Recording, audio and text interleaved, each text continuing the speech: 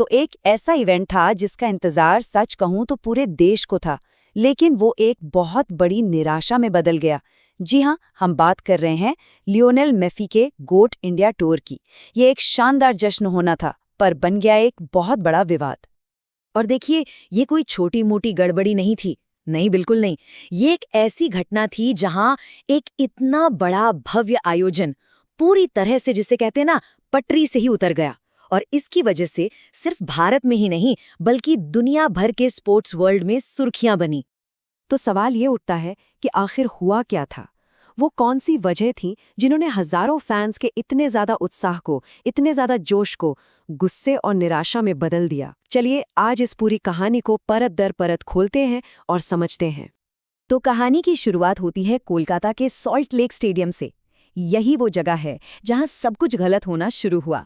आइए एक नजर डालते हैं कि उस दिन स्टेडियम के अंदर का माहौल आखिर था कैसा। अब देखिए, जो लोग वहां पहुंचे थे ना, उन्हें एक वेल प्लान्ड इवेंट की उम्मीद थी, लेकिन मिला क्या? भारी कुप्रबंधन और चारों तरफ अफरा तफरी। मतलब एंट्री से लेके बैठने तक हर जगह बस कियोस्क का माहौल था, और इसने हजारों फैंस की उम्मीदों पर सचमुच पानी फेर दिया। अब इस अफरा तफरी की वजहें भी बिल्कुल साफ थीं। जरा सोचिए, कोई दुनिया के सबसे बड़े फुटबॉल खिलाड़ी को देखने के लिए इतनी दूर से आया हो और खराब मैनेजमेंट की वजह से उसे उनकी एक झलक तक न मिल पाए, गुस्सा आना तो लाजमी ही है ना? और ये सिर्फ कोई दावा नहीं है, ये उन हजारों फैंस की आवाज है जो वहां मौजूद थे। एक फैन ने तो अपनी निराशा जताते हुए साफ साफ कहा कि भाई महंगे टिकट खरीदने का भी कोई फायदा नहीं हुआ। ये बात इस पूरी समस्या की गहराई को दिखाती है। अच्छा, तो स्टेडियम में जो ये अफरा तफरी मची, इसके बाद मामला सीधा पहुंचा कानूनी कार्रवाई तक, और अब सारा ध्यान उस एक शख्स पर था जो इस पूरे आयोजन के लिए जिम्मेदार था। पुलिस ने इस मामले में एक्शन लेते हुए इवेंट के जो मुख्य आयोजक और प्रमोटर थे, सताद्रु दत्ता, उन्हें गिरफ्तार कर लिया।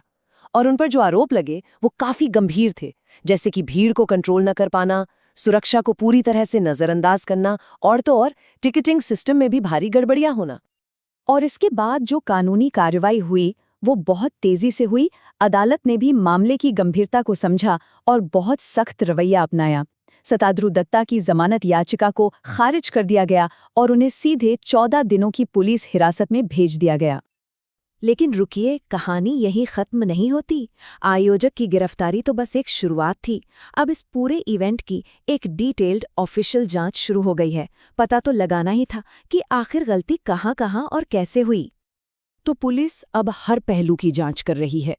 स्टेडियम की सुरक्षा कैसी थी, वीआईपी और आम दर्शकों की एंट्री का क्या मैनेजमेंट था, वो ये भी देख रहे हैं कि टिकट बेचने और गेट पास देने में कहीं कोई गड़बड़ी तो नहीं हुई थी। और सबसे जरूरी बात, क्या किसी भी इमरजेंसी सिचुएशन से निपटने की कोई तैयारी थी भी या नहीं। अब इस पूरे विवाद के बीच में ना एक बात साफ करना बहुत बहुत जरूरी है कि आखिर असली जिम्मेदार है कौन।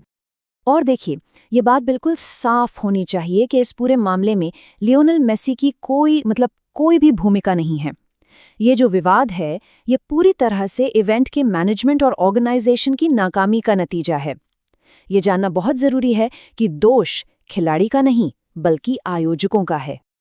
और आखिर में ये घटना हमें एक बहुत बड़े और सोचने पर मजबूर कर देने वाले सवाल पर लाकर खड़ा कर देती है।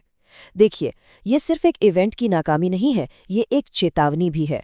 सवाल ये है कि क्या भारत सच में इस तरह के बड़े ग्लोबल इवेंट्स को सफलतापूर्वक आयोजित करने के लिए तैयार है? ये एक ऐसा सवाल है जिस पर हम सबको गंभीरता से सोचने की जरूरत है।